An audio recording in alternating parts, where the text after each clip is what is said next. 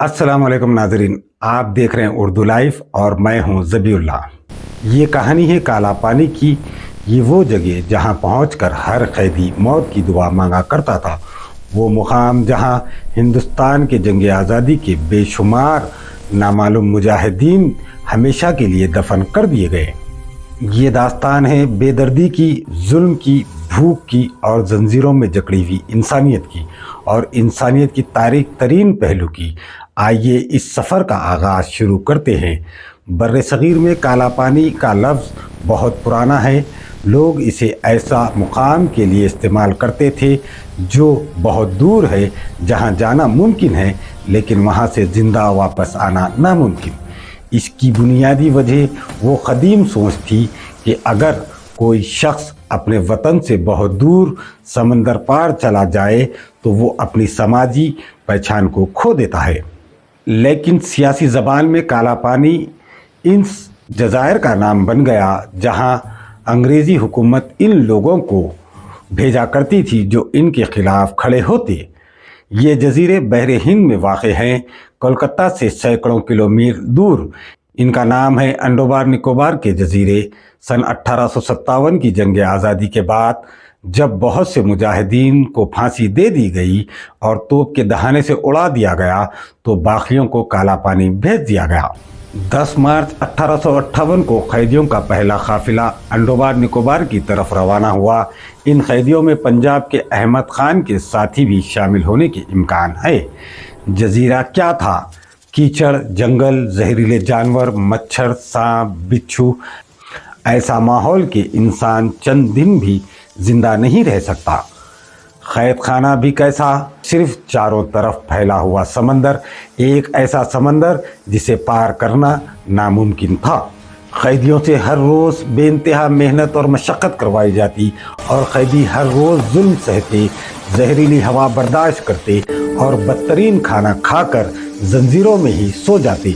इनकी पूरी ज़िंदगी सिर्फ एक ही ख्वाहिश पर मुश्तमिल थी कि हमें मौत आ जाए। अल्लामा फैज़ुल हक खैराबादी गालिब के दोस्त और आलिम दीन 1857 के अहम रहनुमा थे। अंग्रेज़ों ने इन्हें इल्ज़ाम लगाया कि इन्होंने बगावत भड़काई, इसलिए इन्हें भी काला पानी की सज़ा सुना दी गई।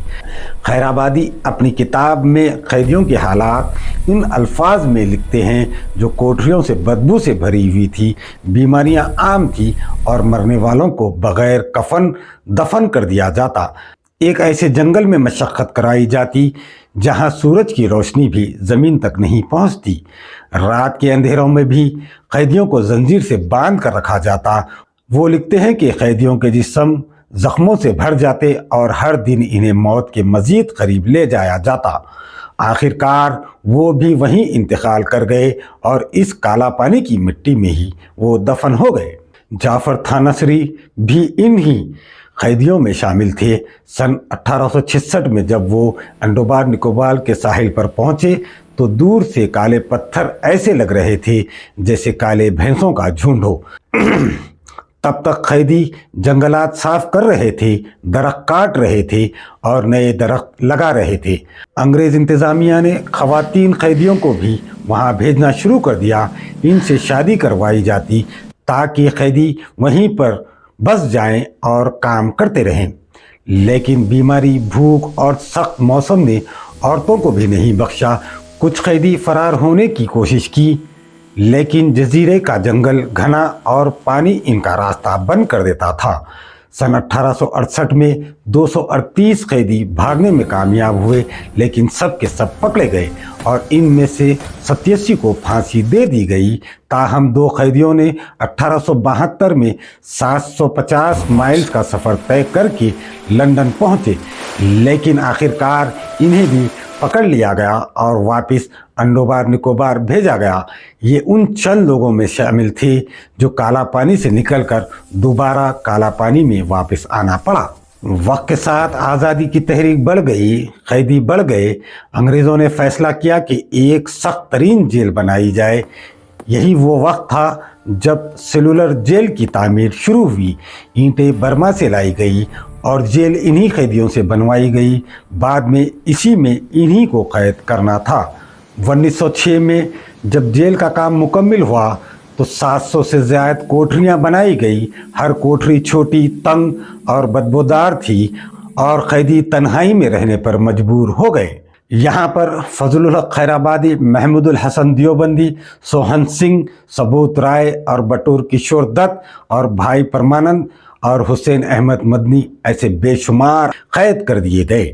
यहाँ का जेलर खुद को खुदा कहता था और वो कैदियों से चक्की पिसवाता, तेल निकलवाता और पत्थर तोड़वाता और हफ्तों भूखा रखता। ज़रा सी गलती पर तशद्दुद करता। कुछ लोग जुनूनी हो गए, कुछ खुदकुशी कर ली और कुछ हड्डियों का ढांचा बनकर जिंदा लाश की तरह चलने लगे। 1930 में जब जुल्म हद से ज़्यादा बढ़ गया तो कैदियों ने भूख हड़ताल शुरू कर दी। बहुत से कैदियों को ज़बरदस्ती खाना खिलवाया जाने लगा। इस दौरान कई मर गए क्योंकि दूध इनकी फसलियों में चला जाता और वहीं पर उनकी मौत वाक़ हो जाती। जुल्म का शिकार होकर शहीद होने वाले मुजाहिदीन की लाशों को समंदर में फेंक दिया जाता। सबसे बुरा वक्त जब आया जब 1942 में जापान ने अंडमान निकोबार पर कब्जा किया। इस जुल्म के बाद एक नया जुल्म का दौर शुरू हुआ। जापानी फौज ने जासूसी के इल्ज़ाम में 44 कैदियों को गोली मारकर खंदक में फेंक दिया और बेशुमार कैदी फाका कशी और तशद्दुद से मर गए।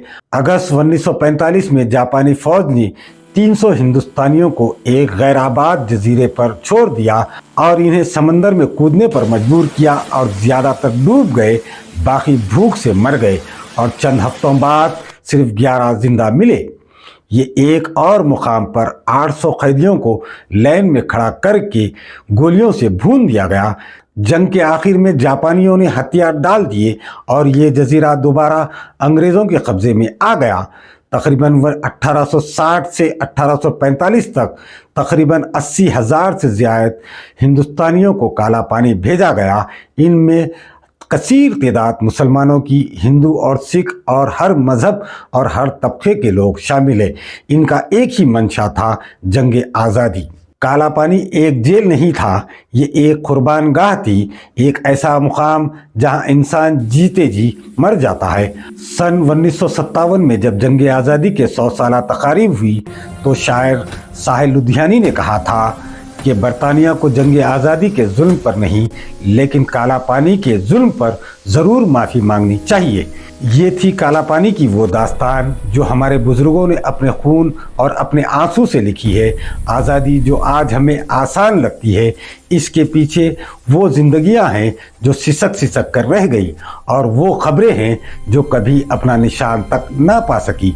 अगर आप चाहते हैं कि उर्दू लाइव आप तक ऐसे मज़ीद तारीख़ी मालूमात आप तक लाता रहे तो हमारे चैनल उर्दू लाइव को ज़रूर सब्सक्राइब करें और लाइक शेयर ज़रूर कीजिए। शुक्रिया। अल्लाह हाफ़िज़।